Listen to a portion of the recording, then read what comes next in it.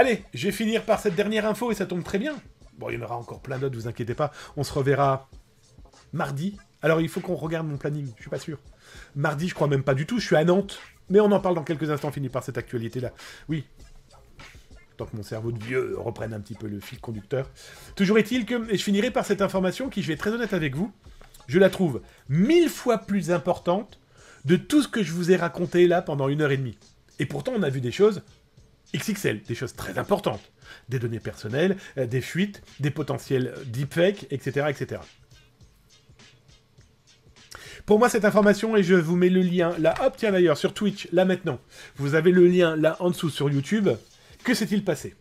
Eh bien, nous avons des autorités policières qui ont mis fin à 2 groupes de info-stealers, des chevaux de Troie, des logiciels d'espionnage. Bref, l'info-stealer, Zatas vous en parle depuis 15-20 ans, c'est des véritables problèmes.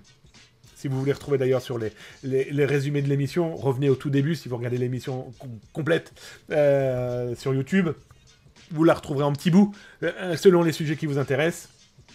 Les info-stealers, il y a de fortes chances, ce qui a permis de voler certaines informations en France ou ailleurs dans le monde, en pigeant des gens qui ont cliqué sur tout et n'importe quoi. Je vous ai même montré dernièrement comment des gars sur les réseaux sociaux dont TikTok faisaient croire aux mômes qu'ils allaient pouvoir jouer, mais aussi à des adultes, hein, qu'ils allaient pouvoir jouer et gagner dans Call of Duty, dans Fortnite ou que je sais encore, en payant 30 balles par mois et en téléchargeant un petit logiciel qui va leur permettre de tout gagner.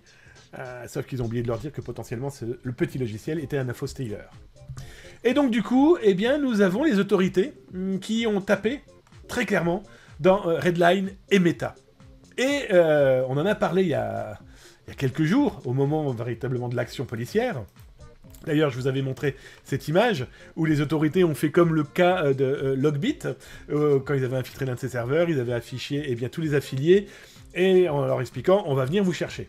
Sauf que là, ils ont beaucoup plus d'informations encore plus concrètes qui permettent d'aller chercher potentiellement eh bien, qui a fait quoi, mais aussi et surtout les victimes. Bon, bah c'est simple, hein, Redline et Meta, c'est fini. Serveur saisi aux Pays-Bas, 2 Belges arrêtés, et surtout les autorités ont très clairement, et j'ai adoré le truc, les autorités ont dit « on va venir vous chercher ». Et pourquoi je vous dis ça, c'est que je vais vous montrer la vidéo que la police, les autorités, ont mis en place au moment de leur action. This is the final update for Redline and Meta. This update has been made in partnership with international law enforcement. We gained full access to all Redline and Meta servers. Did you know they're actually pretty much the same? This version of Redline and Meta includes unique insights in your data, username, passwords, IP addresses, timestamps, registration date, and much more. All the Redline and Meta source code, including the license servers, les IP, REST les API pseudos, servers, les logos, panels, stealers, and Telegram bots. les bots VIP status Telegram, for et all c'est la fin que Redline j'adore. and Meta users. Ils ont diffusé Where tous les VIP pseudonymes des mecs qui means sont VIP, very important to the police. et là ils leur ont Thank dit you for installing this update. on We are looking arrive, forward to seeing you soon. see you soon. On n'est pas dans un humour adorable. Bref, voilà. Je voulais vous le montrer parce que ça montre que les autorités avancent et surtout trollent aussi les pirates. Parce que là, je pense que ça va piquer cucu. Hein.